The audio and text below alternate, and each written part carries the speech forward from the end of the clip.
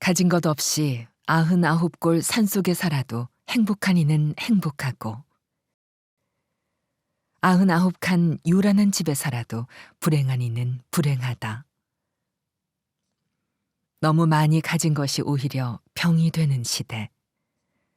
우리를 치유하는 부처님의 가르침은 무엇인가? 허영의 공허한 울림에서 벗어나 진정으로 마음을 울리는 가르침을 찾는다.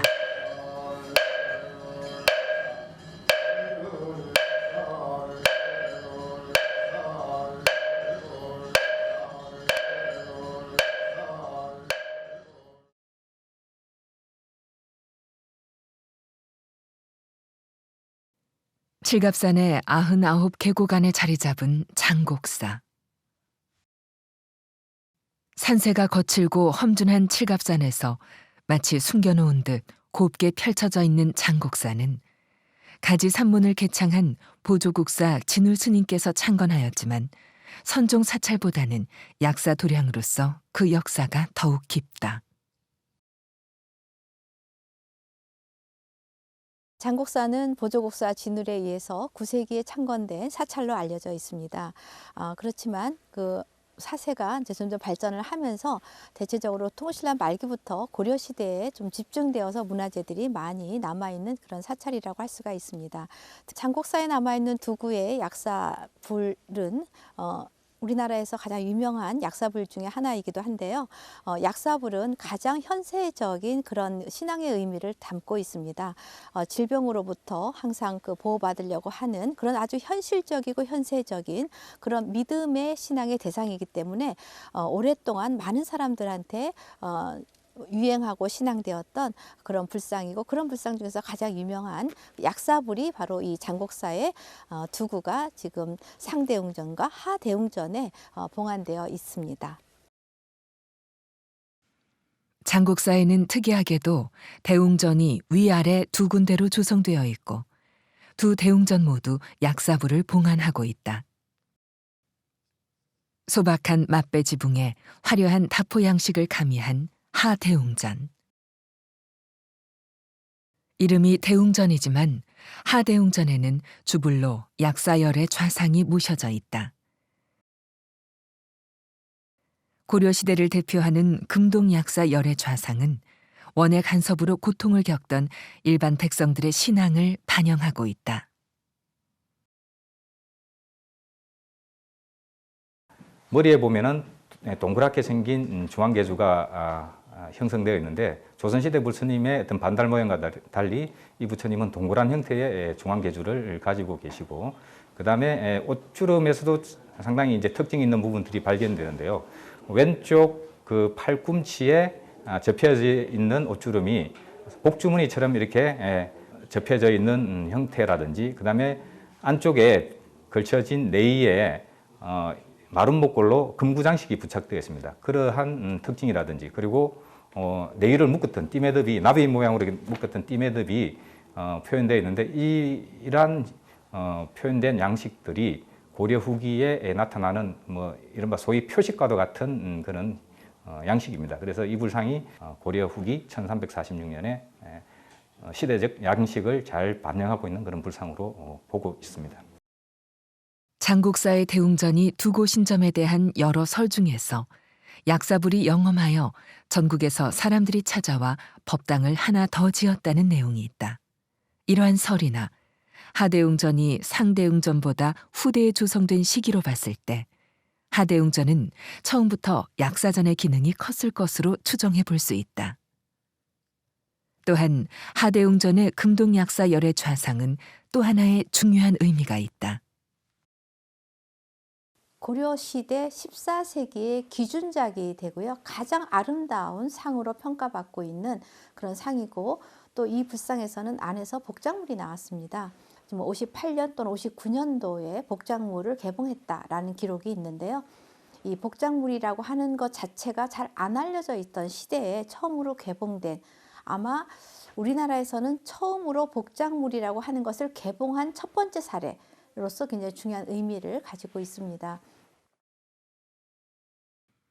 장곡사 금동약사 열의 좌상에서 발견된 지정 6년 백지 묵서외 42건, 45점의 복장 유물은 우리나라 복장물을 처음 알리게 된 중요한 계기가 되었을 뿐 아니라 함께 발견된 발원문을 통해 직지를 편찬한 고려 백운 화상의 새로운 행적이 밝혀지기도 했다.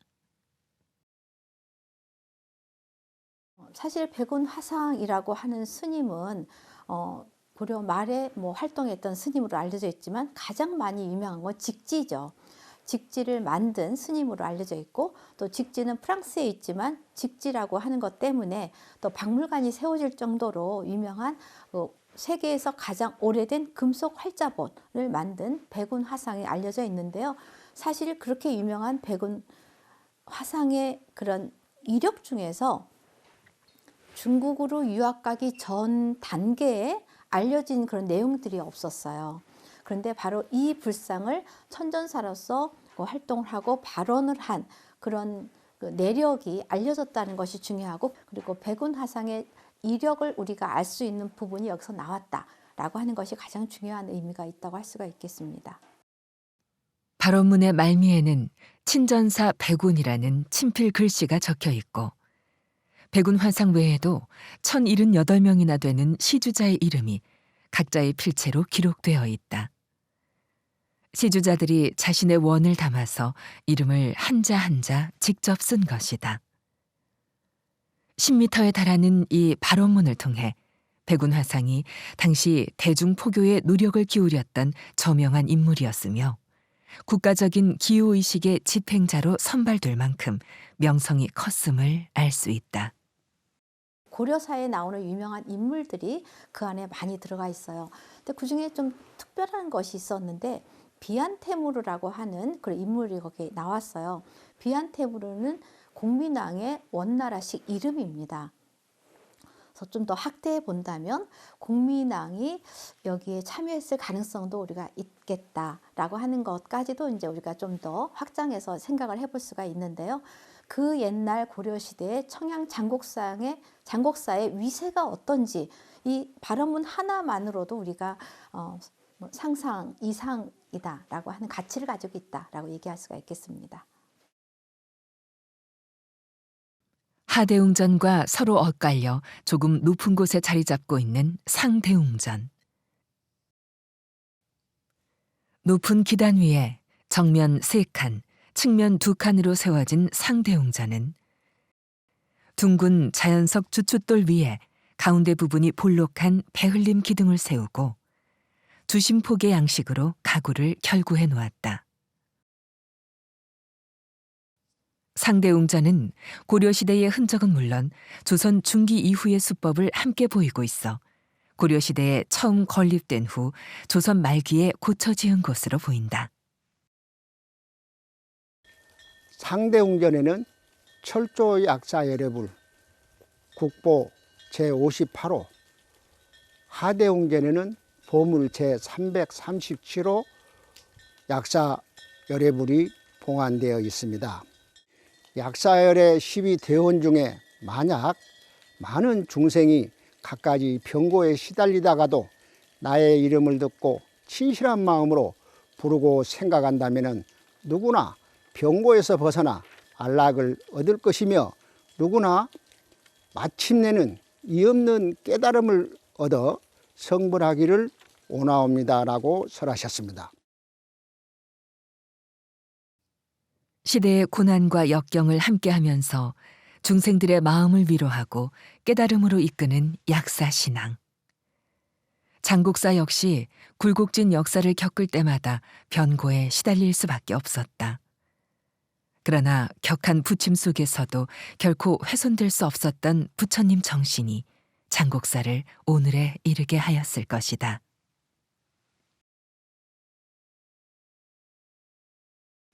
오랜 시간을 견뎌온 상대웅전의 삼존불은 2014년 개금불사를 시작으로 약 7개월간 새롭게 단장을 했다. 불상 표면의 이물질과 금박의 훼손 때문에 보존 처리 작업이 시급했기 때문이다. 최대한 원래의 불상 양식 그대로 정밀하게 표현해내기 위해 수차례의 자문 회의는 물론 과학적인 조사가 면밀히 이루어졌다. 개금 불사는 부처님의 정신에 몸을 입혀 중생에게 가까이 닿을 수 있는 존재로 탄생시키는 중요한 작업이다.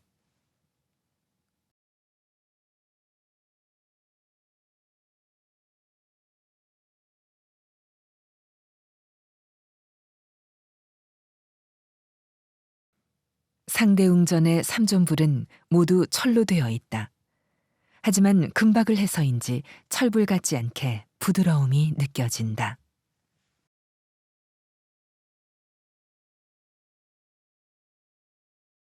상대웅전에 있는 지금 세 구의 3세의 불상이 지금 봉안되어 있는데요.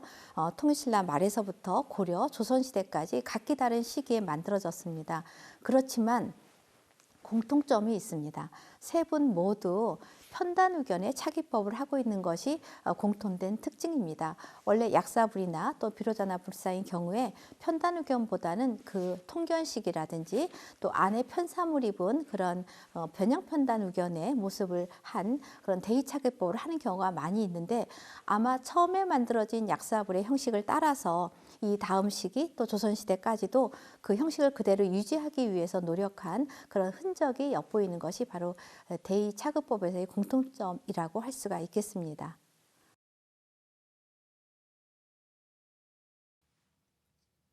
가운데 비로자나불을 중심으로 왼쪽에 계신 약사열애. 국보로 지정돼 있는 철조 약사열의 좌상은 전체적으로 9세기 후반에 만들어진 불상임이 역력한 모습에 얼굴은 둥글고 단아한 모습이다. 나무로 된 광배를 배경으로 무엇보다 돌로 만든 대자 위에 앉아 계신 점이 보기 드문 특징이다. 이 불상은 지금 현재 9세기로 지금 알려져 있습니다. 9세기의 어떤 시대적 배경이 굉장히 어려운 그런 시대였어요. 그다음에 전쟁도 많았고 또 어떤 내란도 좀 많이 있었던 시대였기 때문에 내란이나 전쟁이 일어나게 되면 그 다음 부수에서 나오는 것이 이제 질병이라든지 이런 것이 다들 많은 사람들이 이제 퍼져 나가면서 어려움을 겪는 그런 고통 속에 되는 그런 시대적 상황을 갖고 있어서 아마도 약사를 통해서 그러한 일반 사람들이 가지고 있던 고통을 좀 더 해소하기 위한 그런 불상으로 약사불을 만든 것이 아닌가라고 추정을 하고 있습니다.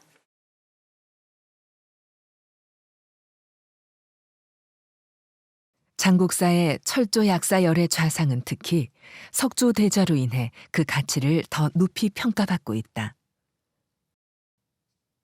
상중하 3단 중 중대석에는 안상을 조각해 놓았고 하대에는 이중의 받침돌 위에 귓꽃과 누운 연꽃을 새겨 놓았는데 내 귀퉁이의 귓꽃은 고려시대의 성물임을 알 수 있게 한다.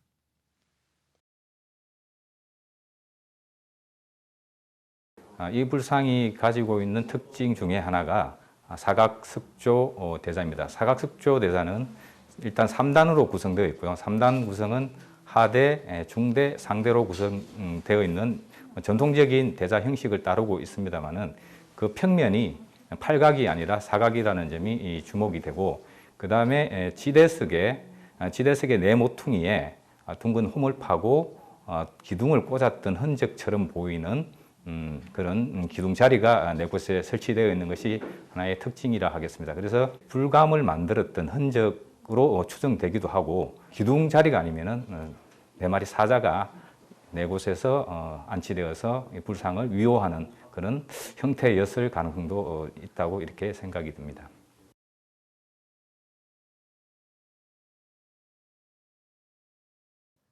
흔히 철과 돌, 나무의 조화라고 말하는 상대웅전의 철조 약사 열의 좌상. 석조 대좌 위에 불상은 철이지만 광배는 나무로 만들어져 있다.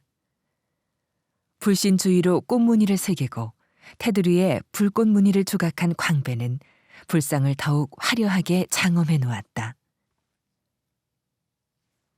이렇게 철, 돌, 나무, 자연의 재료들이 하나를 이루며 더없이 고귀한 불상이 탄생된 것이다. 광배는 사실상 철조 약사 열애사상 뒤쪽 면에 촉이 없는 거로 봤을 때는 원래부터 강배가 조성되지 않았을 가능성이 있고요. 지금 있는 강배는 조선 후기 1653년에 제작된 것으로 이렇게 추정됩니다. 왜냐하면은 지금 상대웅전에 보면은 부처님 앞에 일반 사찰과 달리 수미단이 마련되어 있지 않고 탁자가 이렇게 마련되어 있습니다. 그 불탁 아랫면에 보면은 1653년에 불탁을 조성하고 단청했다라는 묵서 기록이 있습니다. 그리고 그게 이제 탁자에 조각된 꽃 모양이라든지 공예적인 기법이 불상 강배에 새겨진 꽃과 조각 기법이 거의 유사합니다. 아마 이 탁자를 만들 때 목조 강배도 함께 만들어서 이렇게 안치하지 않았나 이렇게 생각이 됩니다. 상대웅전의 가운데 모셔진 철조 비로잔압을 좌상. 가슴 앞에서 왼손 검지를 오른손으로 감아쥔 직원이는 부처님과 중생이 하나라는 의미를 전달한다. 이 불상은 옆에 약사열의 좌상보다 조금 늦은 시기에 만들어진 것으로 추정된다. 불상을 모신 대좌는 석등에 쓰였던 성물을 가져다 놓은 것이다. 부처님의 모습은 다소 세속화된 모습이지만 오히려 평범한 우리네 얼굴 같아 더 친근함을 준다. 양식적으로 보면은 국보 제58호 철조 열애사상이 남할 여초, 늦어도 고려 초기에 만들어진 불상으로 지금 양식적으로는 판단이 되고요. 그다음에 철조 비로자나 불자상은 이보다 좀 늦은 시기에 고려 중기 한 11, 12세기 대에 만들어진 것으로 이렇게 보입니다. 거의 양식에서 그런데 형태적으로 좀 많이 차이가 보이는데 국보 철조 열애자상이 먼저 만들어지고 그 다음에 추가적으로 비로자나 불상이 어떤 사찰의 어떤 신앙적인 변화에 따라서 추가로 이렇게 보충되면서 만들어진 것이 아닌가 이렇게 생각이 됩니다.